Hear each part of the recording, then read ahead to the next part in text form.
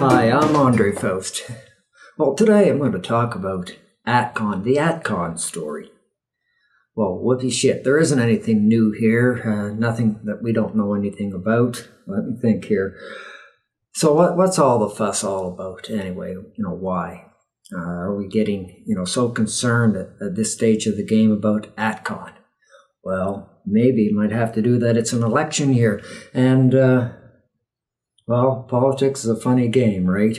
But we're looking at a dead horse here. I mean, this thing happened in 2009, and what happened?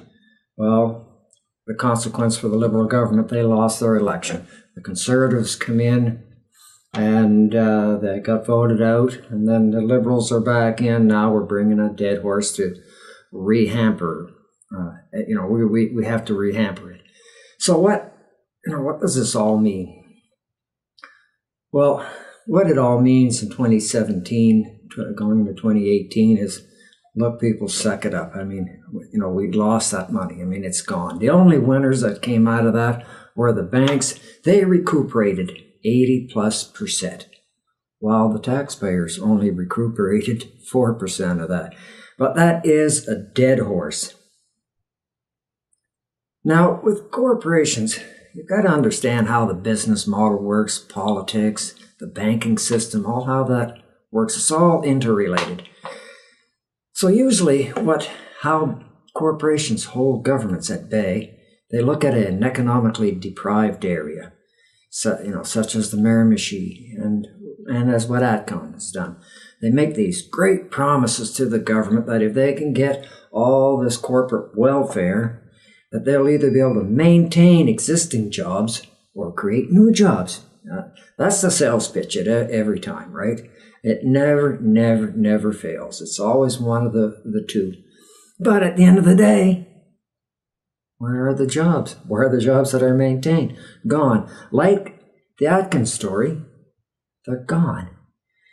So hard-working Canadians, hard-working New Brunswickers has shoved out of their pocket their tax dollars to support these welfare bumps. And what's interesting, these promises are made, and the government reacts to it because if they succeed, they're winners, right? I mean, that'll get them another election, and they can say, "Wow, we created X numbers of jobs for our people." Hey, that makes sense. But there's a big risk factor, right? If they lose out, they'll experience what the Liberals experienced. They get voted out of office. But that's the gamble element, right?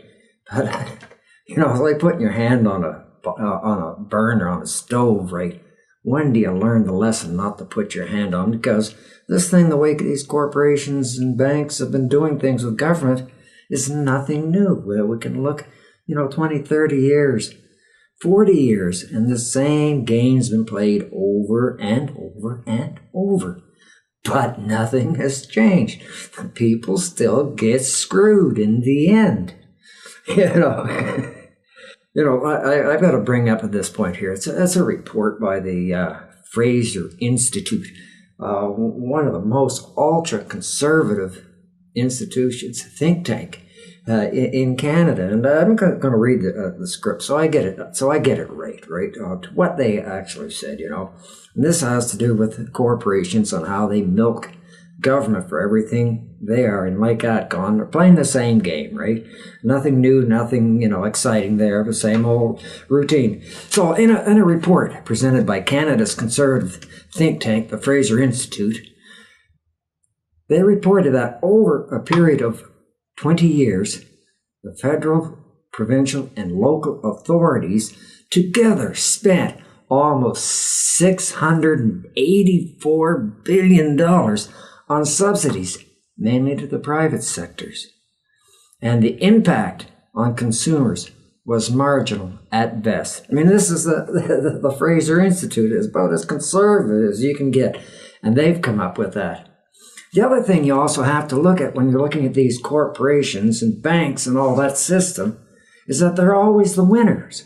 They win every time. That figure of $684 billion doesn't include the tax breaks and, those kind of little perks that go along if you're a business. It's just one of those kind of things. Now, let's turn the hands of the clock back a bit to around 2009, right? The recession is going full swing, and that ATCON comes in and makes these grandiose promises to help the Miramichi area. Well, we know they took the money and run. But let's take a look at it.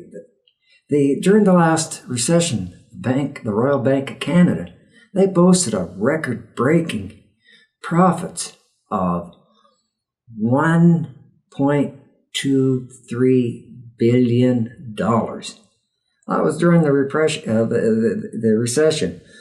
And the corporate executives at the same time gave themselves pay increases that equaled 150. They were paying themselves 155 times the amount than the average worker was getting.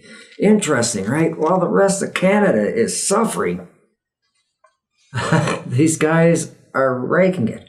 They've now used the government, because government is just a pawn on this chessboard, right? Because like I say, what they do, they use this, we maintain, give jobs. But it never happens. And here in New Brunswick, I mean, geez, the Liberals, create 1,000 jobs here, and then 1,000 jobs is lost over there. So we never can seem to get up and around of it. It's just one of those kind of things.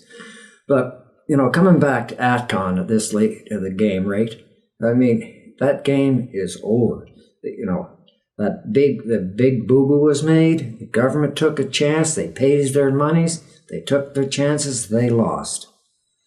So trying to rectify the ATCON error, trying to revive that horse, there is no CPR, that will ever bring that poor old horse back to life, So it's done. It's finished. What we need to pay attention to is what the current problems are, not what happened back in 2009.